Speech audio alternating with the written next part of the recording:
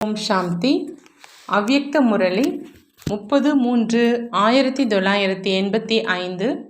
அவ்யக்த பாப்தாதா, மதுபன். இன்றைய முரளியின் தலைப்பு மூன்று விஷயங்களின் பாடம். மூன்று விஷயங்களின் பாடம். இன்று பாப்தாதா தன்னுடைய சதா காலமும் துணைவர்களாக இருக்கும் குழந்தைகளை சந்திப்பதற்காக வந்திருக்கிறாங்க. குழந்தைகள் தான் சதா தந்தையின் துணைவர்களாக, சகயோகிகளாக இருக்கிறார். ஏன்னா மிகவும் அன்பு வைத்திருக்கும் குழந்தைகள். யார் மீது அன்பு இருக்குமோ அவருக்கு தான் சதா காலத்தின் துணைவர்களாக, சகயோகிகளாக ஆவாங்க. ஆகையினால் அன்பான குழந்தைகளாக இருக்கும் காரணத்தினால் தந்தை குழந்தைகளின்றி ஒரு காரியமும் செய்ய முடியாது. மேலும் குழந்தைகள் தந்தையின்றி எந்த ஒரு காரியமும் செய்ய முடியாது. ஆகையினால் ஸ்தாபனையின் தொடக்கத்தில் தந்தை பிரம்மாவுடன் சேர்த்து குழந்தைகளையும் படைத்தார். தனியாக பிரம்மா மட்டும் படைக்கப்படலை. பிரம்மாவோடு சேர்த்து பிராமண குழந்தைகளும் ஜென்மம் எடுத்தாங்க. ஏன் அப்படின்னு பாபா கேட்குறாங்க. குழந்தைகள் சகயோகிகளாக, துணைவர்களாக இருக்கிறாங்க. ஆகையினால எப்போ தந்தையினுடைய ஜெயந்தியை கொண்டாடுறீங்கன்னா அதனுடன் சேர்த்து என்ன சொல்றீங்க? சிவ ஜெயந்தி ஆனதுனால பிரம்மாவினுடைய ஜெயந்தி, பிராமணர்களினுடைய ஜெயந்தியும் ஆச்சு. அந்த மாதிரி பாப்தாதா மற்றும் குழந்தைகள் அனைவருக்கும் சேர்த்தே முதல் படைப்பாக ஆனதுன்னு சொல்றாங்க பாபா. மேலும் தொடக்கத்திலிருந்தே தந்தையினுடைய சகயோகிகளாக, துணைவர்களாக ஆனீங்க. அந்த மாதிரி தந்தை தன்னுடைய சகயோகி துணைவர்களை சந்திச்சிட்டு இருக்கிறாங்க. துணைவர்கள் அப்படின்னா ஒவ்வொரு அடியிலும், ஒவ்வொரு எண்ணத்திலும், வார்த்தையிலும் துணையாக இருந்து நடந்து கொள்றவங்க. துணைவர்கள் அப்படின்னா பாபா சொல்றாங்க, ஒவ்வொரு அடியிலும், ஒவ்வொரு எண்ணத்திலும், வார்த்தையிலும் துணையாக இருந்து நடந்து கொள்றவங்க.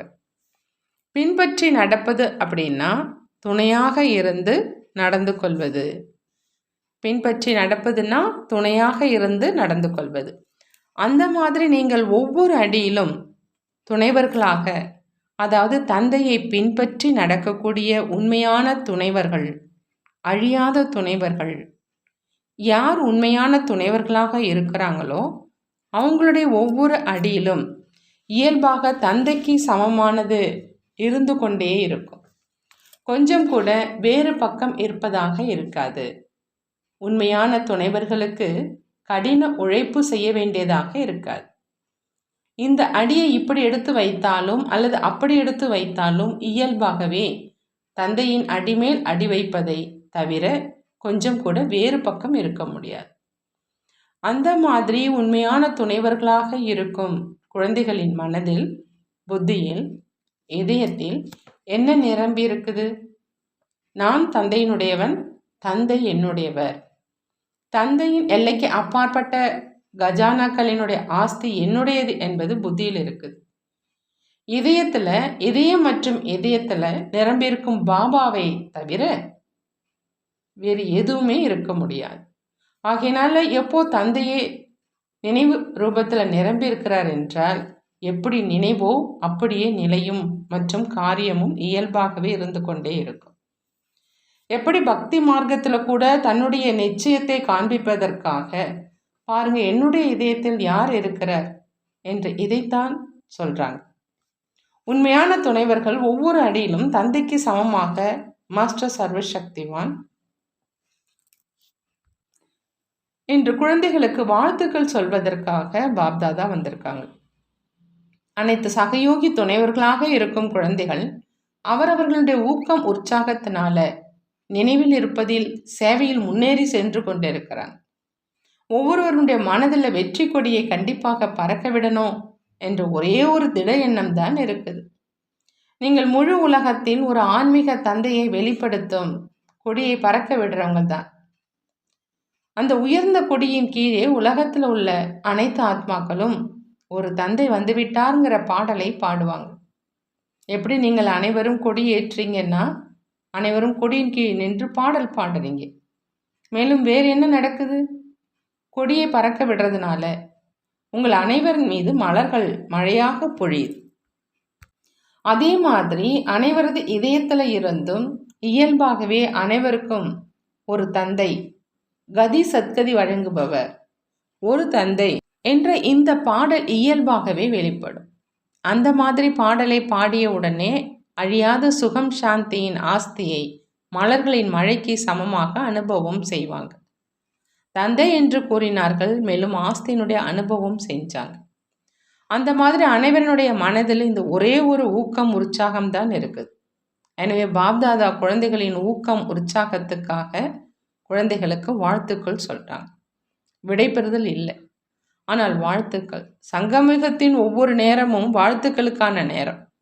அந்த மாதிரி மனதின் ஈடுபாட்டின் மேல், சேவையின் ஈடுபாட்டின் மேல் பாப்தாதா அனைத்து குழந்தைகளுக்கும் வாழ்த்துக்களை சொல்கிறாங்க. சேவையில் எப்பொழுதும் முன்னேறி செல்லணும் என்று அனைவருக்கும் ஊக்கம் இருக்குது. சேவையில் முன்னேறி செல்லணுங்கிற ஊக்கம் இல்லாதவர் யாருமே இருக்க மாட்டாங்க. ஒருவேளை ஊக்கம் இல்லை அப்படின்னா இங்கே எப்படி வந்திருப்பாங்க? இதுவும் ஊக்கத்தினுடைய அடையாளம்தான் இல்லையா? ஊக்கம் உற்சாகம் இருக்குது, மேலும் எப்பொழுதும் இருக்கும்.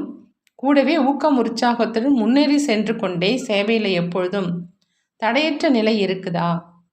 ஊக்கம் உற்சாகம் இருக்குது, அதுவோ மிக நல்ல விஷயம்தான். ஆனால் தடையற்ற சேவை மற்றும் தடையை கடந்து வந்து சேவை செய்வது என்பதில் வித்தியாசம் இருக்குதுன்னு பாபா சொல்கிறாங்க. தடையற்ற நிலை என்றால் யாருக்காகவும் தடை ரூபமாக ஆவதில்லை, மேலும் எந்த தடை ரூபத்தை கண்டும் பயப்படுவதில்லை. ஊக்கம் உற்சாகத்துடன் சேர்த்து இந்த விசேஷத்தை அனுபவம் செய்கிறீங்களான்னு பாபா கேட்குறாங்க. அல்லது தடை வருதா? ஒன்று தடை பாடம் கற்பிப்பதற்காக வருது, இன்னொன்று தடை நிலை குலைய வைப்பதற்காக வருது. தடை பாடம் கற்பிப்பதற்காக வருது, இன்னொன்று நிலை குலைய வைப்பதற்காக வருது. ஒருவேளை பாடத்தை கற்றுக்கொண்டு உறுதியானவர்களாக ஆயிட்டீங்க அப்படின்னா அந்த தடை ஈடுபாட்டில் மாறிடும். ஒருவேளை தடையை கண்டு பயந்துடுறீங்க அப்படின்னா உங்களுடைய பதிவேட்டில் கரை படிஞ்சிரும். வித்தியாசம் இருக்குதான் இல்லையா அப்படின்னு பாபா கேட்குறாங்க. பாபா சொல்கிறாங்க, பிராமணன் ஆகுது அப்படின்னா வா வா நான் வெற்றி அடைபவன், நீ ஒன்றுமே செய்ய முடியாது அப்படின்னு மாயாவுக்கு சவால் விடுவது. பிராமணன் ஆவது அப்படின்னா நான் வெற்றி அடைபவன், நீ வா, ஒன்றுமே செய்ய முடியாது அப்படின்னு மாயாவுக்கு சவால் விடுவது. முன்பு மாயாவினுடைய நண்பர்களாக இருந்தீங்க, இப்போது மாயாவை வெற்றி அடைவோம் அப்படின்னு சவால் விடுறீங்க. சவால் விடுறீங்கள் தான் இல்லையா பாபா கேட்குறாங்க. இல்லை என்றால் எதன் மீது வெற்றி அடைபவர்களாக ஆகுறீங்க? தன்மேலையா? வெற்றி ரத்தனம் ஆகுறீங்க அப்படின்னா மாயா மீது தான் வெற்றி அடைகிறீங்க இல்லையா? வெற்றி மாலையின் மணியாக வரீங்க, பூஜை செய்யப்படுறீங்க. அந்த மாதிரி மாயாவை வென்றவர் ஆவது என்றால் வெற்றி அடைபவர் ஆவது. பிராமணனாவது என்றால் மாயாவுக்கு சவால் விடுவது. சவால் விடுறவங்க விளையாடுவாங்க. வந்தது மற்றும் சென்றுட்டு தூரத்திலிருந்தே தெரிந்து கொள்கிறாங்க, தூரத்திலிருந்தே விரட்டிடுறாங்க. நேரத்தை வீணாக்குவது இல்லை. சேவையிலோ நீங்கள் அனைவரும் மிக நன்றாக சேவை செய்பவர்களாக இருக்கீங்க. சேவையின் கூடவே தடையற்ற சேவை செய்தேன் அப்படிங்கிற பதிவும் இருக்கணும். எப்படி தூய்மை விஷயத்தில் தொடக்கத்தில் இருந்தே கடைப்பிடித்தேன் அப்படிங்கிற அந்த பதிவை வைக்கிறீங்க இல்லையா? தொடக்கத்தில் இருந்து இதுவரையிலும் எண்ணத்தில் கூட தூய்மையற்றவன் ஆகலை என்று உங்களில் யாராவது இருக்கிறாங்களா? அந்த மாதிரி இந்த விசேஷத்தை பார்க்குறீங்க இல்லையா? இந்த ஒரு தூய்மையின் விஷயத்தினால் மட்டும் மதிப்புடன் தேர்ச்சி அடைபவராக ஆக முடியாது. ஆனால் சேவையில், சுயநிலையில், தொடர்பில், சம்பந்தத்தில், நினைவு செய்வதில், அப்படி அனைத்திலும் யார் தொடக்கத்திலிருந்து இதுவரையிலும் உறுதியாக எந்த குழப்பத்திலும் வராத, எந்த ஒரு தடையின் வசமாகாதவராக இருக்கணும். தடைகளை வசப்படுத்த வேண்டுமே அன்றி தானே யாருடைய எதிரிலும் தடையாக ஆகக்கூடாது என்று ஏற்கனவே சொல்லியிருந்தோம். இதற்கும் மதிப்பெண்கள் சேமிப்பாகுது. ஒன்று தூய்மை, இன்னொன்று ஒரு தந்தையின் தூய்மையான நினைவு. நினைவின் இடையில் சிறிதளவு கூட எந்த தடையும் இருக்க வேண்டாம். இதே முறையில் சேவையிலும் எப்பொழுதும் தடையற்ற நிலை இருக்கட்டும் பாபா சொல்கிறாங்க. மேலும் குணங்களில் எப்பொழுதும் திருப்தியாக இருப்பவராகவும் மற்றும் மற்றவர்களை திருப்திப்படுத்துவராகவும் இருக்கணும். திருப்திங்கிற குணம் அனைத்து குணங்களின் தாரணையின் கண்ணாடி. ஆகினால குணங்களில் தனக்காகவும் மேலும் மற்றவர்களிடம் இருந்தும் திருப்திங்கிற சான்றிதழை பெறணும். இது மதிப்புடன் தேர்ச்சி அடைவதின் அடையாளம் அப்படின்னு பாபா சொல்றாங்க. அஷ்ட ரத்தனங்களினுடைய அடையாளம். அனைத்திலும் வரிசை எண்ணை பெறுபவர்கள் தான் இல்லையா? அல்லது ஒன்றில் மட்டும் திருப்தியாக இருக்கீங்களான்னு கேட்குறாங்க. சேவையில் நன்றாக இருக்கீங்க, வாழ்த்துக்களோ தந்தை கொடுத்து கொண்டுதான் இருக்கிறார். பாபா சொல்றாங்க, அஷ்டமாக வேண்டும், இஷ்டமாக வேண்டும். அஷ்டம் ஆனீங்க அப்படின்னா அந்த அளவு மகானாவும் ஆவீங்க. அதற்காக முழு வருடமும் 3 விஷயங்களை நினைவில் வைக்கணும் மற்றும் சோதனை செய்யணும். மேலும் இந்த 3 விஷயங்களும் ஒருவேளை சிறிதளவாவது எண்ணத்தில் கூட இருக்குதுன்னா அதற்கு விடை கொடுத்துடுங்க. இன்று வாழ்த்துகள் பெறுவதற்கான நாள் இல்லையான்னு கேட்குறாங்க. எப்போ விடை கொடுக்குறீங்க அப்படின்னா விடை கொடுப்பதில் என்ன செய்கிறீங்க? திராட்சை, பாதாம், ஏலக்காய், அதில் 3 பொருட்கள் இருக்கும். பாப்தாதாவும் 3 பொருட்கள் கொடுப்பாங்க இல்லையா? விடை கொடுப்பதில்லை, ஆனால் வாழ்த்துக்கள். எனவே தான் வாயை இனிப்பாக ஆக்குறீங்க இல்லையா? எப்படி இங்கு 3 பொருட்களையும் எதற்காக கொடுக்குறீங்க? பிறகு விரைவில் வர வேண்டும் என்ற நினைவு இருக்கும். பாப்தாதாவும் இன்று 3 விஷயங்களை சொல்றாங்க. அவை சில நேரம் சேவையில் தடையாகவும் ஆயிடுது. எனவே 3 விஷயங்களின் மேல் விசேஷமாக பாப்தாதா மீண்டும் கவனத்தை ஏற்கிறாங்க. அந்த கவனத்தின் மூலம் இயல்பாகவே மதிப்புடன் தேர்ச்சி அடைபவராக ஆயிடுவீங்க. ஒரு விஷயம், எந்த விதமான எல்லைக்கு உட்பட்ட பற்றுதலும் இருக்க வேண்டாம். தந்தை மீதான பற்றுதல் வேறு விஷயம், ஆனால் எல்லைக்கு உட்பட்ட பற்றுதல் இருக்க வேண்டாம் பாபா சொல்றாங்க. 2வது விஷயம், எந்த விதமான தனக்கு தன் காரணமாகவோ வேறு யாருடைய காரணமாகவோ அழுத்தம், அதாவது இழுபறி இருக்க வேண்டாம். பற்றுதல் இருக்க வேண்டாம். மாயாவோடு யுத்தம் செய்வதற்கு பதிலாக உங்களுக்குள் இழுபறி இருக்க வேண்டாம். 3வது விஷயம், எந்த விதமான பலகீனமான சுபாவமும் இருக்க வேண்டாம். பற்றுதல், அழுத்தம் மற்றும் பலகீனமான சுபாவம். உண்மையில் சுபாவம் அப்படிங்கிற வார்த்தை மிக நல்ல வார்த்தை. சுபாவம் என்றால் சுயத்தின் பாவனை. சுயம் என்று சிரேஷ்டமானதை சொல்வோம். சிரேஷ்ட பாவனை இருக்குது, சுயத்தின் பாவனை இருக்குது, ஆத்ம அபிமானம் இருக்குது. ஆனால் பாவஸ்வாவம் அப்படிங்கிற அந்த வார்த்தையை அதிகம் சொல்றீங்க இல்லையா? இது பலகீனமான சுபாவம் பாபா சொல்றாங்க. இது அவ்வப்பொழுது பறக்கும் கலையினுடைய தடை ரூபமாக ஆகுது. அதைத்தான் நீங்கள் ராயல் ரூபத்தின் என்னுடைய நேச்சர் அந்த மாதிரி அப்படின்னு சொல்றீங்க. நேச்சர் சிரேஷ்டமாக இருக்குதுன்னா தந்தைக்கு சமமான நிலை. தடை ரூபமாகுது என்றால் பலகீனமான சுபாவம். 3 வார்த்தைகளின் அர்த்தத்தை தெரிஞ்சிருக்கீங்க தான் இல்லையா? அநேக விதமான அழுத்தம் இருக்குது. அழுத்தத்துக்கான காரணம் நான் எனது, நான் இதை செய்தேன், நான் இதை செய்ய முடியும், நான் தான் செய்வேன். அப்படி இந்த நான் எனது என்பது மன அழுத்தத்தை உருவாக்குது. நான் என்ற இது தேக அபிமானத்தினுடையது. ஒன்று நான் சிரேஷ்ட ஆத்மா, இன்னொன்று நான் இன்னார், நான் புத்திசாலி, நான் யோகி, நான் ஞானி, நான் சேவையில் வரிசை எண்ணில் முன்னுக்கு இருக்கிறேன். இந்த மாதிரியான நான் என்பது மன அழுத்தத்தை உருவாக்குது. இந்த காரணத்தினால் சேவையில் அங்கங்கே என்ன தீவிர வேகம் இருக்கணுமோ அதற்கு பதிலாக வேகம் குறைஞ்சிருதுன்னு பாபா சொல்றாங்க. ஆனால் வேகம் இருக்க முடியாது. வேகத்தை அதிகப்படுத்துவதற்கான ஆதாரம் மற்றவர்கள் முன்னேறி செல்வதை பார்த்து எப்பொழுதும் மற்றவர்களை முன்னேற்றுவது தான் தன்னுடைய முன்னேற்றம். சேவையில் எந்த விதமாக நான் எனது என்பது வருது அப்படின்னு புரிஞ்சுக்கிட்டீங்க தான் இல்லையான்னு பாபா கேட்குறான். இந்த நான் என்பது தான் அதிவேகத்தை அழித்து விடுகிறது. புரிந்ததா அப்படின்னு பாபா கேட்குறாங்க. இந்த 3 விஷயங்களையும் கொடுப்போம் இல்லையா? பிறகு நீங்கள் உங்களுடன் இதை எடுத்து செல்வீங்க. இதைத்தான் தியாகத்தினால் கிடைத்த பாக்கியம்னு சொல்றதுங்கிறாங்க பாபா. எப்பொழுதும் அனைவருக்கும் வழங்கி அருந்துங்கள் மற்றும் அதிகப்படுத்துங்கள். இது தியாகத்தினுடைய பாக்கியம் கிடைச்சிருக்குது. இந்த தியாகத்தினுடைய பாக்கியம்தான் சேவைக்கான சாதனம். ஆனால் இந்த பாக்கியத்தை நான் எனது என்று எல்லைக்குள் வைத்து கொண்டீர்கள் என்றால் அதிகரிக்காது. எப்பொழுதும் தியாகத்தின் பாக்கியத்தின் பழத்தை மற்றவர்களையும் சகயோகியாக ஆக்கி அவங்களுக்கும் வழங்கி முன்னேறி செல்லுங்க. நான் மட்டும் என்று சொல்லாதீங்க. நீங்களும் அருந்துங்க, அனைவருக்கும் வழங்கி ஒருவர் இன்னொருடன் கைகோர்த்து முன்னேறி செல்லுங்க. இப்போ சேவையின் இடையில் இந்த அதிர்வலைகள் தென்படுது. இந்த விஷயத்துல பரந்த மனமுடையவராக ஆயிடுங்க. இதைத்தான் யார் முதல்ல செய்கிறாங்களோ அவங்க தான் அர்ஜுனன்னு சொல்றது. மற்றவர்களை பார்க்காதீங்க, இவரும் அப்படி செய்கிறார் இல்லையா, இதுவோ நடக்கத்தான் செய்யும் என்று பார்க்காதீங்க. ஆனால் நான் விசேஷத்தை காண்பிப்பதற்காக பொறுப்பாளர் என்று ஆக்கிடுங்க. பிரம்மா தந்தையினுடைய விசேஷமாக என்ன இருந்தது?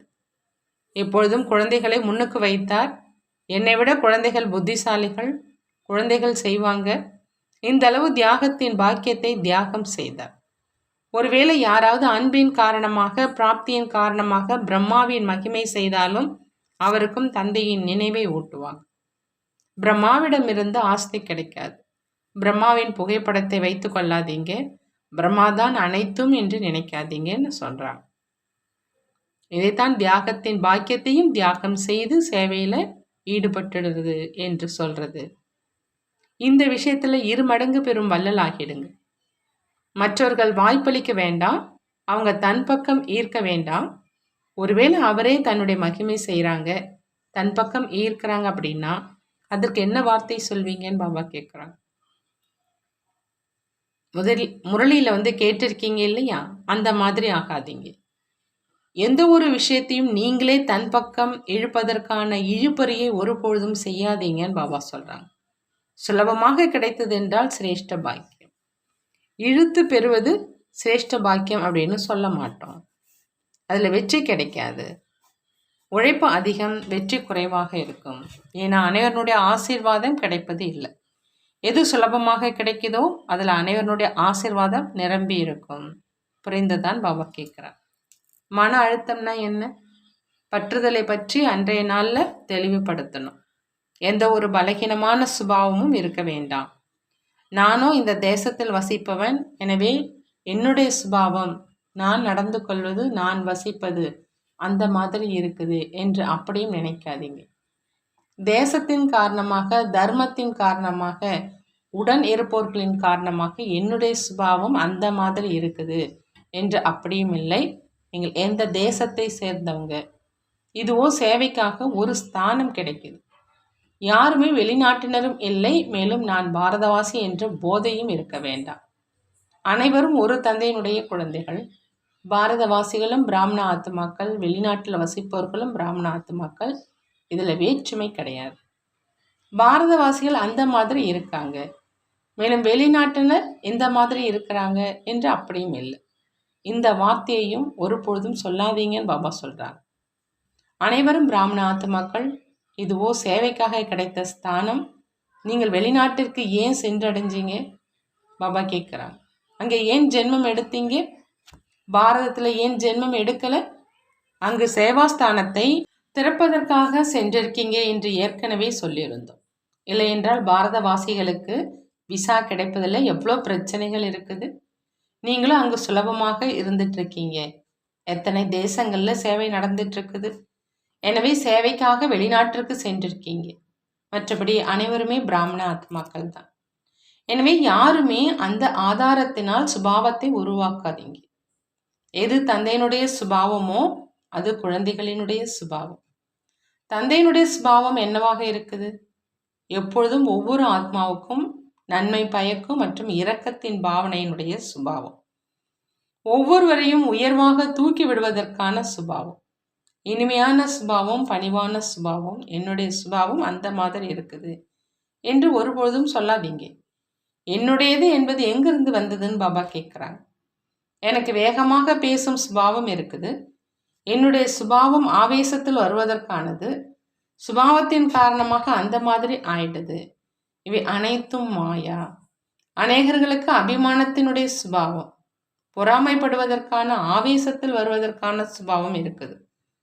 மனமுடைந்து போவதற்கான சுபாவம் இருக்குது. நன்றாக இருந்தாலும் கூட தன்னை நன்றாக இருக்கிறேன் என்று நினைக்க மாட்டாங்க. எப்பொழுதும் தன்னை பலகீனமானவராகவே நினைப்பாங்க. நான் முன்னுக்கு செல்ல முடியாது, என்னால் செய்ய முடியாது, இந்த மாதிரியான மனமுடைந்து போகும் சுபாவமும் தவறானதுன்னு பாபா சொல்றாங்க. அபிமானத்தில் வராதீங்க, ஆனால் சோமானத்தில் இருந்தீங்க அப்படின்னா இதே விதமான சுபாவத்தை பலகீனமான சுபாவம் அப்படின்னு சொல்றது. அந்த மாதிரி முழு வருடமும் இந்த 3 விஷயங்களின் மேல் கவனம் வையுங்க. இந்த 3 விஷயங்கள்ல இருந்து பாதுகாப்பாக இருங்க. கடினமோ இல்லைதான் இல்லையா அப்படின்னு பாபா கேட்குறாங்க. துணைவர்கள் தொடக்கத்துல இருந்து இறுதி வரை சகயோகி துணைவர்கள். துணைவர்கள் அப்படின்னா சமமானவங்க வேண்டும் இல்லையா? ஒருவேளை துணைவர்களில் சமநிலை இல்லை என்றால் துணையாக இருப்பவர்கள் அன்பு முறையோடு நடந்து கொள்ள முடியாது. நல்லது. இந்த 3 விஷயங்களின் மீது கவனம் வைப்பீங்க அப்படின்னா இந்த 3 விஷயங்களை இருந்தும் நிரந்தரமாக விலகி விடுவதற்கு இன்னும் 3 விஷயங்களை நினைவில் வைத்துக் கொள்ள வேண்டும். இன்று 3 பாடத்தை படிப்பித்து கொண்டிருக்கிறோம். எப்பொழுதும் தன்னுடைய வாழ்க்கையில் ஒரு சமநிலை வைக்கணும். அனைத்து விஷயங்களிலும் சமநிலை இருக்கணும். நினைவு மற்றும் சேவையில் சமநிலை இருக்கணும். சோமானம் அபிமானத்தை அழிச்சிடுது. சோமானத்தில் நிலைத்திருக்க வேண்டும். இந்த அனைத்து விஷயங்களும் நினைவில் இருக்கட்டும். அதிகமாக ரமணிகரமானவராகவும் இருக்க வேண்டாம், அதிகமாக கம்பீரமானவராகவும் இருக்க வேண்டாம். சமநிலை இருக்கட்டும் பாபா சொல்றாங்க. அதிகமா ரமணிகரமானவராகவும் இருக்க வேண்டாம், கம்பீரமானவராகவும் இருக்க வேண்டாம், சமநிலை இருக்கட்டும் சொல்றாங்க. தேவையான நேரத்துல ரமணிகரம், மேலும் தேவையான நேரத்துல கம்பீரம். அப்படி ஒன்று சமநிலை, இரண்டாவது எப்பொழுதும் அமிர்த வேளையில தந்தையிடம் இருந்து விசேஷமாக ஆசீர்வாதங்களை பெறணும். தினசரி அமிர்த வேளையில பாப்தாதா குழந்தைகளுக்காக ஆசீர்வாதங்களுடைய பையை திறக்கிறார். அதிலிருந்து எந்த அளவு எடுக்க விரும்புகிறீங்களோ அந்த அளவு எடுத்துக்க முடியும். அந்த மாதிரி சமநிலை, ஆசீர்வாதம் மற்றும் 3வது ஆனந்தம் நிறைந்த வாழ்க்கை. 3 விஷயங்கள் நினைவில் இருப்பதனால கவனம் கொடுக்க வேண்டிய அந்த 3 விஷயங்கள் தானாகவே அகன்றுவிடும். புரிந்ததான் பாபா கேட்கிறாங்க. நல்லது. இன்னும் 3 விஷயங்களை கேளுங்கிறாங்க. லட்சிய ரூபத்தில் அல்லது தாரணையின் ரூபத்தில் விசேஷமாக 3 விஷயங்களை கவனத்தில் வைக்கணும். அவற்றை, அதாவது முன்னால் சொன்னவற்றை விட வேண்டும், மேலும் இதை தாரணை செய்ய வேண்டும். விட வேண்டியதோ சதா காலத்துக்காக விட்டுட்டீங்க இல்லையா? அதை நினைவு செய்வதனுடைய அவசியம் இல்லை. ஆனால் இந்த 3 விஷயங்கள் என்ன சொல்றோமோ அதை நினைவுல வைக்கணும். மேலும் தாரணை சொரூபத்தில் விசேஷமாக நினைவு வைக்கணும். ஒன்று, அனைத்து விஷயங்களிலும் உண்மை இருக்கணும். கலப்படம் கூடாது. எண்ணத்தில், வார்த்தையில், அனைத்து விஷயங்களிலும் உண்மை இருக்கணும். இதைத்தான் உண்மையாக இருப்பது என்று சொல்றது. உண்மையான உள்ளத்தின் மீது தந்தை திருப்தியாக இருக்கிறாங்க. உண்மையினுடைய அடையாளம் என்ன இருக்கும் பாபா கேட்குறாங்க. உண்மை இருக்குது அப்படின்னா மனசு நடனம் ஆடும். யார் உண்மையாக இருப்பாங்களோ அவங்க எப்பொழுதும் குஷில நடனமாடிக்கிட்டே இருப்பாங்க. அந்த மாதிரி ஒன்று உண்மையாக இருப்பது. 2வது ராயலாக இருப்பது, அதாவது ராஜரீகமாக இருப்பது. சிறு சிறு விஷயங்கள்ல ஒருபொழுதும் புத்தி ஈர்க்கப்படுவதில் வரவேண்டாம். எப்படி ராயல் குழந்தைகளாக யார் இருப்பாங்களோ அவங்களுக்கு சிறிய பொருட்கள் மேல் பார்வை போகாது.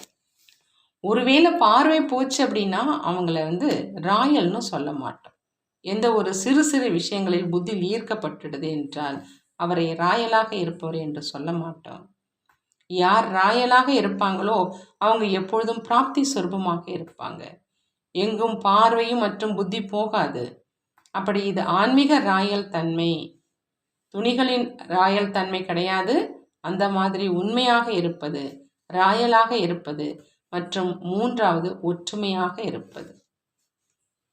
ஒற்றுமையாக இருப்போம் என்று நான் விரும்புகிறேன், ஆனால் இவர் அப்படி இருப்பதில்லை என்று மற்றவர்களை பார்க்காதீங்க. ஒருவேளை நீங்கள் இருந்து கொண்டே இருந்தீர்கள் என்றால் அவருக்கு ஒற்றுமையின்றி இருப்பதற்கான வாய்ப்பே கிடைக்காது. ஒருவேளை யாராவது கையை தட்டுவது போல் செய்கிறார் மற்றும் இன்னொருவர் செய்யலை அப்படின்னா சப்தமே எழாது.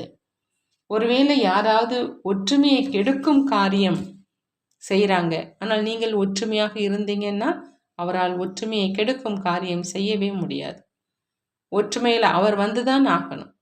எனவே இந்த 3 விஷயங்கள், அதாவது உண்மையாக, ராயலாக மற்றும் ஒற்றுமையாக இருப்பது, எப்பொழுதும் தந்தைக்கு சமமாக ஆவதில் சகயோகியாக இருக்கும். புரிந்ததா அப்படின்னு பாபா கேட்குறாங்க. இன்று 3 விஷயங்களின் பாடத்தை படிச்சிட்டிங்க இல்லையா? தந்தைக்கு குழந்தைகள் மீது பெருமிதம் இருக்குது. இந்த அளவு யோக்கியமான குழந்தைகள் மற்றும் யோகி குழந்தைகள் எந்த தந்தைக்குமே இருக்க முடியாது. யோக்கியமும் இருக்கணும், யோகியாகவும் இருக்கணும்னு பாபா சொல்கிறாங்க. யோக்கியமும் இருக்கணும், யோகியாகவும் இருக்கணும். மேலும் நீங்கள் ஒவ்வொருவரும் பல கோடி மடங்கு பாக்கியம் நிறைந்தவங்க. முழு கல்பத்திலும் இந்த அளவு மற்றும் இந்த மாதிரியான குழந்தைகள் இருக்கவே முடியாது. ஆகையினால விசேஷமாக அமிர்த வேலை நேரத்தை பாப்தாதா பிராமண குழந்தைகளுக்காக ஏன் வச்சிருக்கிறாங்க? ஏன்னா பாப்தாதா விசேஷமாக ஒவ்வொரு குழந்தையினுடைய விசேஷத்தை, சேவையை, குணங்களை எப்பொழுதும் தன் எதிரில் கொண்டு வர்றாங்க. மேலும் என்ன செய்கிறாங்க? ஒவ்வொரு குழந்தையினுடைய விசேஷம், குணம் மற்றும் சேவையாக என்ன இருக்குதோ அவற்றை விசேஷ வரதானத்தினால் அழியாததாக ஆக்குகிறார். ஆகையினால இந்த நேரத்தை பிரத்யேகமாக குழந்தைகளுக்காக வச்சிருக்கிறாங்க. அமிர்த வேலையில் விசேஷ பாலனை கொடுக்குறாங்க. ஒவ்வொரு குழந்தைக்கும் பாப்தாதா அன்பின் சகயோகத்தின் வரதானத்தின் பாலனை கொடுக்கிறார். தந்தை என்ன செய்கிறார்னு புரிந்ததான் பாபா கேட்குறாங்க. மேலும் நீங்கள் குழந்தைகள் என்ன செய்கிறீங்க? சிவபாபா சுகம் அளிப்பவர், சாந்தி அளிப்பவர், அந்த மாதிரி சொல்கிறீங்க தான் இல்லையா? மேலும் தந்தை பாலனை கொடுக்கிறார். எப்படி தாய் தந்தையர் காலையில் குழந்தைகளை தயார் செய்கிறாங்க, சுத்தம் செஞ்சு பிறகு முழு நாளும் சாப்பிடுங்க, குடிங்க மற்றும் படிங்க அப்படின்னு சொல்கிறாங்க. பாப்தாதாவும் அமிர்த வேலையில் அந்த பாலனை கொடுக்கிறார். அதாவது முழு நாளுக்கும் சக்தி நிரப்பிடுறாங்க. அமிர்த வேலையில் முழு நாளைக்கும் சக்தி நிரப்புறாங்க பாப்தாதா. இது விசேஷ பாலனைக்கான நேரம். இது அதிகப்படியான வரதானத்தின் பாலனையின் நேரம். அமிர்த வேலையில் வரதானங்களுடைய பை திறக்கப்படுது. எவ்வளவு யார் வரதானத்தை எடுக்க விரும்புகிறாங்களோ, ஆனால் உண்மையான உள்ளத்தோடு ஏதாவது ஒரு சுயநலமாக இல்லை, ஒருவேளை சுயநலம் இருக்குது அப்படின்னா அப்போதான் எனக்கு இதை கொடுங்கள் என்று சொல்வாங்க. யார் சுயநலமாக கேட்குறாங்களோ அதற்கு பாப்தாதா என்ன செய்கிறாங்க? அவருடைய சுயநலம் நிறைவேறுவதற்காக அந்தளவு சக்தி கொடுக்குறாங்க. சுயநலம் நிறைவேறிட்டுச்சு மற்றும் சக்தியும் முடிஞ்சிடுச்சு. இருந்தாலும் குழந்தைகள் தான், இல்லை என்றால் செய்ய மாட்டார். ஆனால் எப்பொழுதுமே வரதானங்களினால் வளர்ந்து கொண்டே இருங்க, நடந்து கொண்டே இருங்க, பறந்து கொண்டே இருங்க. அதற்காக எந்த அளவு அமிர்த வேளையில் தன்னை சக்திசாலியாக ஆக்குவீங்களோ அந்த அளவு முழு நாளும் சகஜமாக இருக்கும். புரிந்ததான் பாபா கேட்குறார். எப்பொழுதும் தன்னை மதிப்புடன் தேர்ச்சி அடைபவருக்கான லட்சியம் மற்றும் லட்சணத்தை வைத்து நடந்து கொள்ளக்கூடிய, எப்பொழுதும் தன்னை பிரம்மா தந்தைக்கு சமமாக தியாகத்தின் பாக்கியத்தை மற்றவர்களுக்கு வழங்கக்கூடிய நம்பர் 1 தியாகி, சிரேஷ்ட பாக்கியத்தை உருவாக்கக்கூடிய, எப்பொழுதும் சகஜ பிராப்தியினுடைய அதிகாரியாகி சுய முன்னேற்றம் மற்றும் சேவையின் முன்னேற்றம் செய்யக்கூடிய, எப்பொழுதும் ஒவ்வொரு அடியிலும் சகயோகி துணைவனாகி முன்னேறி செல்லக்கூடிய, நினைவு மற்றும் மனநிலை சக்திசாலியாக ஆக்கியதனால் எப்பொழுதும் தந்தையை பின்பற்றி நடக்கக்கூடிய அந்த மாதிரியான சதா காலத்தின் சகயோகி துணைவர்கள் கட்டளைப்படி நடக்கும், திருப்தியாக இருக்கும், திருப்திப்படுத்துவதற்கான ரகசியத்தை தெரிந்திருக்கும் அந்த மாதிரியான சிரேஷ்ட ஆத்மாக்களுக்கு, மகான் புண்ணிய ஆத்மாக்களுக்கு, 2 மடங்கு பெரும் வள்ளல் குழந்தைகளுக்கு பாப்தாதாவினுடைய அன்பு நினைவுகள் மற்றும் நமஸ்காரம் செய்கிறாங்க.